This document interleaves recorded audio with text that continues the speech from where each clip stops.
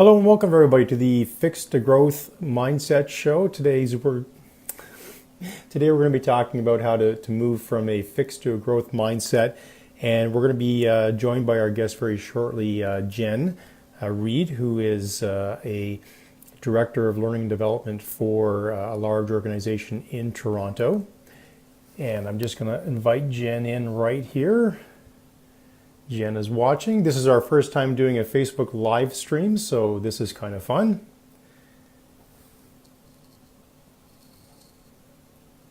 And let me know when Jenn's on the screen. All right, it says we're adding. Hey, there we are, Jenn. How are you? Hi, I'm well, thanks. How are you? I'm doing really well. So I was just doing a little quick intro for the show. Basically, this is a new show that we've started for HR and learning managers called the Fixed to Growth Show. And the idea is we're trying to help give ideas to employees, give strategies to employees to help them move from fixed to growth mindset. So I thought, it's a great opportunity to meet and reach out to people in the HR world, the learning world, and get some real life examples and see where that conversation is going to take us. So in today's show, I think the theme of the show is how not to get left behind. I know Jenn and I talked a lot about this a few months back at a conference in Toronto, and the idea is that there's major paradigm shifts happening across all industries, disruption everywhere, and I'm concerned for a lot of workers who are 40 plus, who I think it takes those first 40 years to sort of develop your mindset. And then it becomes even more challenging when you get sort of beyond 40, how to create new strategies to think about how to develop some growth mindset in your life. Now, just a quick background on Jennifer. Jennifer is the Director of Learning Development for a large accounting firm, global accounting firm, coming from the banking industry before that, one of Canada's top banking companies. So I think it's safe to say that, Jennifer, you've had a lot of experience with large workforces, and you bring that sort of perspective to the table. So welcome to the show. Thank you for joining us today. The first question that I wanted to ask Jennifer right off the hop was just talking about lifelong learning strategies. And maybe, Jennifer, you can maybe elaborate what you think that might be, what that looks like, and how we can learn from what a lifelong learning strategy is.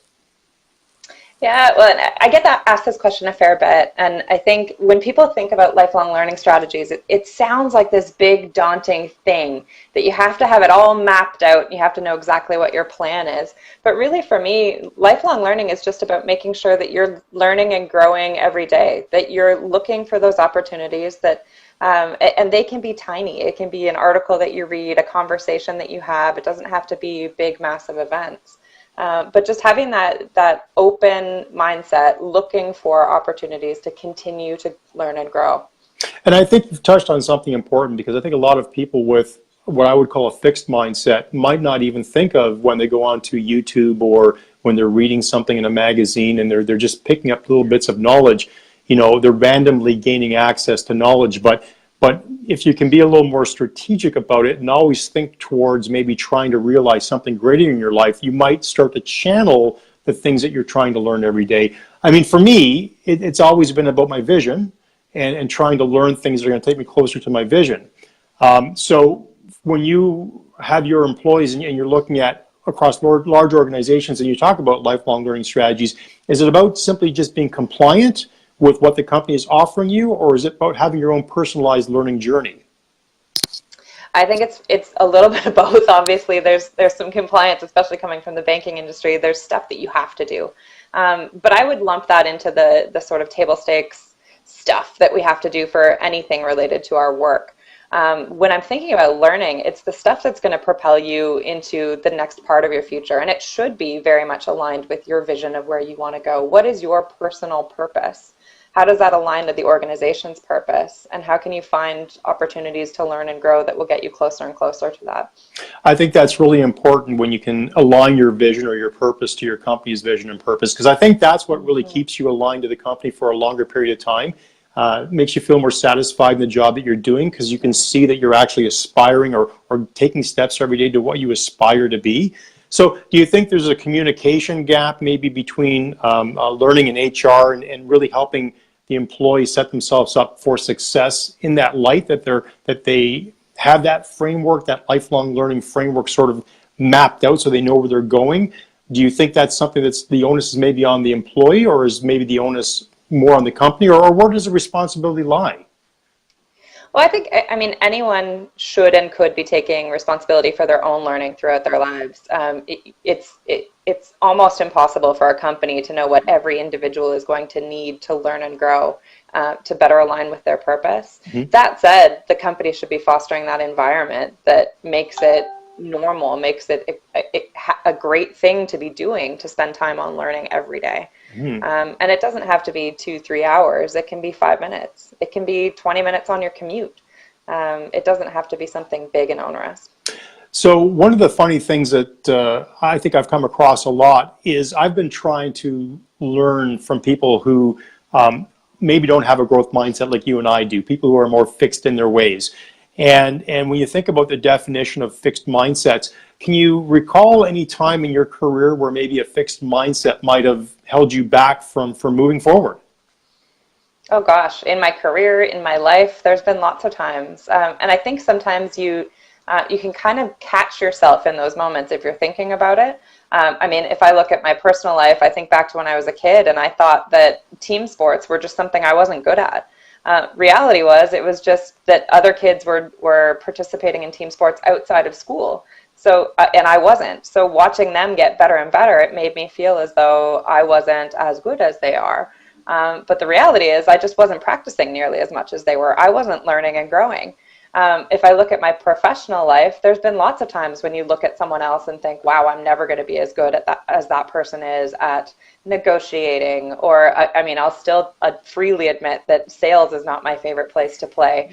But that's because I've never leaned into it. Mm-hmm. I've never taken it on as something that I really want to grow and develop as a skill for myself. So there is probably a bit of a fixed mindset there for me around, ooh, that's not who I am. That's not what I want to be doing. But yeah, you can get yourself into those traps sometimes, I think. What I think is interesting about that is, you know, when you think about a fixed mindset, sometimes it's not just what your limitations might be, but sometimes you're just so fixated on a task because, you know, you can be very, very left or right brained in your thinking. And for those people who just, you know, like a dog on a bone, they get a task in their mind and they've got to finish and complete it, and they keep their head down. Sometimes that behavior of just sort of being so focused and fixed stops you from sort of seeing the opportunities that are happening on the outside. And I mean, I personally found that experience when I was competing in my first Ironman at 46. I didn't really take into account everybody else around me. I got so fixated on this goal that and measuring how I was competing in that goal that I really didn't appreciate the fact that I was just getting better every day. And I didn't appreciate that that's the growth mindset, is the journey of how, because you don't know where you're going to, where your journey is going to take you. You know, I never imagined it would take me to where it's taken me now, from the Ironman several times to now even reaching out and trying to be an influencer in organizations, trying to help individuals grow their mindsets.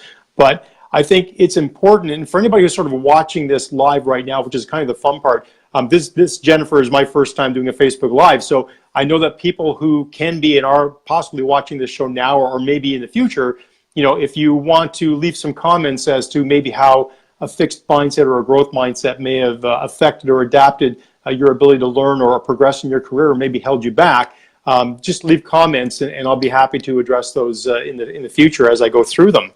But I think one of the things that I wanted to talk about is I'm really passionate about people in their 40s and over.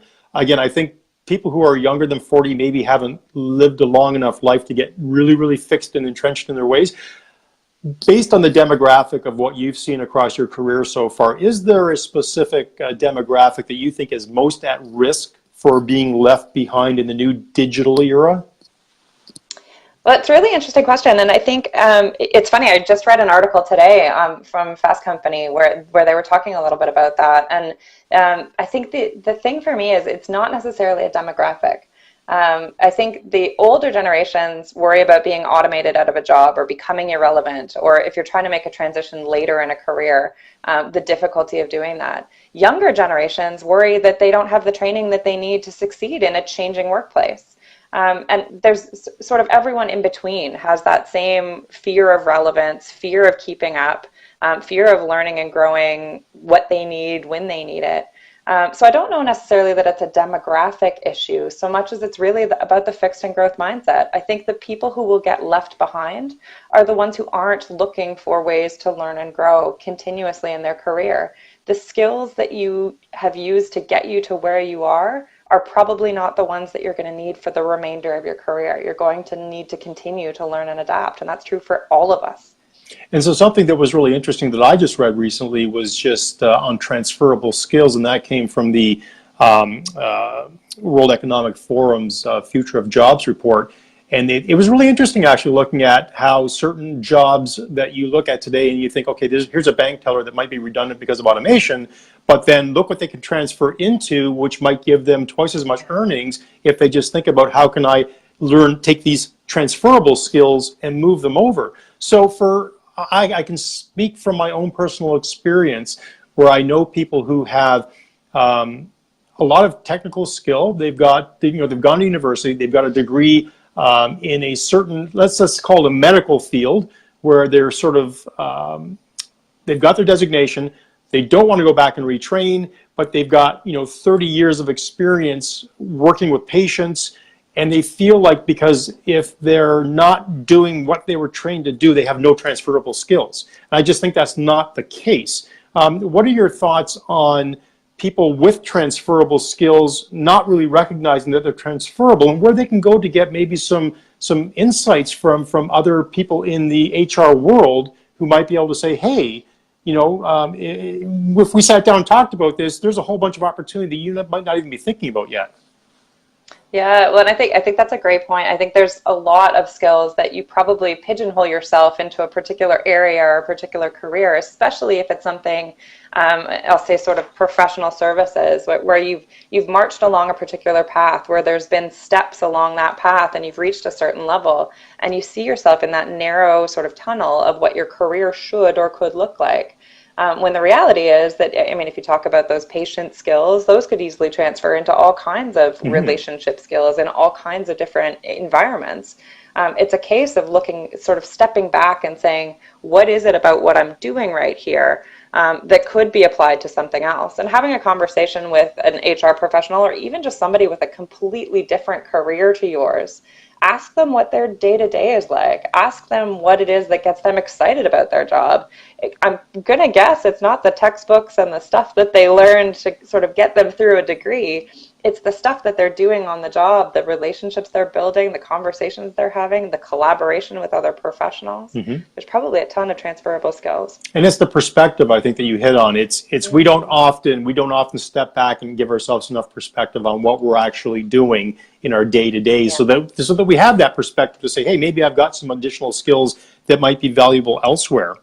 I know I talk about time being our most precious commodity, and when you think about growth mindsets, I often think about getting quality time back. So when I think about what I do every day, how that investment in my time gets me quality time back down the road, I think having a growth mindset is crucial for every Canadian, every North American, every person working around the world. If you want to have quality time down the road, you've got to make those investments today. And I think one of the fun things that Jennifer and I have been involved in is journaling over the last couple of months. And for me, I actually had a really interesting revelation the other day. And as I was going through my journal, and which I've got with me at all times, what I'm starting to realize is there are some truths about who I am that are making themselves known to me in my journal. And things like just how I approach eating, how I approach exercise, how I approach complaining less, having a more positive mindset. The whole idea of having a growth mindset is this thought process that you can be constantly improving. Not that you can do everything, but that there's always room for a 1% improvement every day. And I think anybody that goes through the journaling process at some point will realize that there are some certain truths that are both good and bad in their life. And if you want to have quality time back as you get older, if you start following those truths, you'll start to create more health and happiness in your life, which is kind of really cool. And I just got some wows going across the screen, which was good. Somebody's paying attention and liking what we're doing. So that's kind of fun. Jenn, do you have any other thoughts about just what you've seen in your day-to-day experience, both working in the banking industry and where you are now with fixed to growth mindsets, especially in the company culture? I know a lot of companies talk about having a growth mindset culture, but what does it really take for a company to have a growth mindset culture? Is it something that starts from the top down? How does that happen in large organizations? Where does the support come from? It's one that I think a lot of companies are grappling with right now. I think most people are starting to recognize, if they haven't already, that growth mindset is going to be critical for their organization's success in the long term. But how to create that culture is not always easy. I don't know of a silver bullet, that's for sure. When I think about how some organizations that I've seen who are fairly successful in that growth realm, a lot of times it's creating a top-down priority on learning, helping people to understand that from the CEO right the way down to through every facet of the organization, learning is a priority, growing every day is a priority, and it is your work. It's not the thing you do around your work or beside your work or off the side of your desk. It is part of your work. So I think it definitely has to be a tone that's set from the top, but then it's all pervasive throughout the organization, because all it really takes is one bad manager who doesn't really buy into that and makes it really difficult for their employees to really live that growth mindset on the job. I think that environment is so critical, where it's okay, it's safe to fail. Yes. It's okay if you're, I mean, we learn so much from our mistakes. The stuff that has sort of been a step to the side or backwards for me in my career, that's the stuff I've learned the most from. It's not the successful route that I've taken. So making it okay to fail, even encouraging it where it's not, that kind of environment is critical. And also looking for mentors and colleagues that are encouraging you to grow.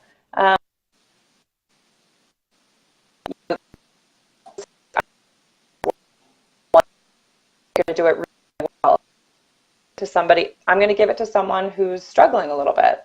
I'll give it to somebody who's maybe not as good on my team at this particular task, so that they can learn from it as well, and I can support them along the way.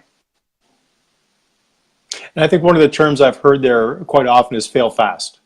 Fail fast, fail often, and learn. You know, always be learning from your mistakes. And I mean, you don't want to fail all the time, obviously, but we learn by doing. And the more you can do, the more you can experience things, the more the learning experience becomes real. I often sort of, when I recount my Ironman journey, I often tell people I had this Ironman training Bible, it was called, by Joe Friel, and it was a book about that size. And the first time I picked it up, you know, it was Greek to me. I really didn't know or understand anything about it. And you'd go and you'd fail. And every year you would read that book again. And if you were trying to improve, it would just all of a sudden go from Greek to English, and things, as you experience certain things, you would start to see dramatic improvements in your own ability to achieve certain tasks, but you would understand what the meaning was behind the message in the first place. And I think so often in life, we just sit back and sort of let life come to us. We have that sort of perspective of living a life no better or worse than anybody else. Nobody else has to study a whole bunch, so why should I have to? But then a whole bunch of people end up miserable and lots of bad consequences when they get older because they've lived a life no better or worse than anybody else. And I think the onus is on the individual. I'll touch base on something. You can comment on it whether you would like to or not. I was kind of really intrigued when GM made their announcement in Oshawa and listening to a lot of the employees talking about what's next for them. I know there was one woman in particular they talked to who I think was around 50 years old. She said, "I'm 50 years old. You know, who's going to hire me?" And I felt bad for her, but at the same token, I thought, but you've worked for a company that has tried to support you, has given you opportunities. They've got, you know, education training plans. I know from my previous life. When I was in my 30s, I worked for an automotive industry for 7 years, and I know what was available to them in a learning capacity. So I know many organizations offer training, and they offer educational programs, grants, and whatnot to their employees. So we did touch on this a little bit earlier about the onus of responsibility. Do you think the onus is on the employee that they need to continuously learn because they don't have that sort of golden handcuff social contract with their employer anymore? Is it because that, I mean, when I started my career, I would have thought that I would have been with the same company for 20 or 30 or 40 years. Mm-hmm. That's not the case. We're in a gig economy now. The social contracts are broken. You've got to be always constantly learning to make yourself more relevant and valuable. So I guess what that question really boils down to is where does the onus of responsibility fall as somebody in the learning department beyond compliance? How do you see your role of trying to bring everybody along maybe at a speed that they're not really ready to because they've got so much work to do and they've got kids at home and they've got all this stuff going on, How do you tackle that? Oh gosh, I wish I had the magic answer to that one. But I think really, I mean, when you talk about where the onus lies, I think it's a combination. I don't think you can be solely putting all of the onus on learning and growing on the employee themselves, nor is it entirely up to the employer to make those opportunities readily available. I think you have to do that hand in hand. When I think about examples like the GM worker that you were just mentioning, I mean, she's in a really tough position. For someone who saw a career path for the rest of her life, to suddenly have that sort of taken away, that's a really tough thing to have to go through and to suddenly shift focus. But then you hear examples, I don't know whether you've heard the example of the coal miners who became coders. So it was a concerted effort to try to reskill a population of employees whose jobs were going away. Mm-hmm. And for people with the right will and who are willing to look for new opportunities and to try to find transferable skills where you may not have thought they existed, I think really the opportunities are fairly endless. You can take your career and grow it in a million different directions. We could have had the exact same path right from the start and end up in two totally different environments just based on the decisions and the opportunities that we explore. So I think it's in the environment and the company making room for learning and looking for those jobs that might be going the way of some of those coal miners, looking for those populations that will need to drastically reskill and supporting them through that. But then it's up to the employees to have the right mindset and go after it. And I think what's really important, and by the way, I'm going to say hi to Jill, because I know we've got at least one follower watching us today, which is awesome. Hi, Jill. Give us a wave or a shout or something out there. So yeah, I think what's really, really interesting is just the notion of soft skills and how important those are, those communication skills where you can transfer leadership and communication and writing and just being able to be a human being to other people. We don't know what the workforce landscape is going to look 5 years, 10 years down the road. So we don't even know what jobs to train for. So, I think there's a core group of human skills, soft skills, that I think anybody can always be improving upon. I mean, today we're trying to improve our communication skills, learning a new technology we've never used before. Yeah. I think it's going okay so far. I'm not 100% sure the audience would agree, but I think it's going really well.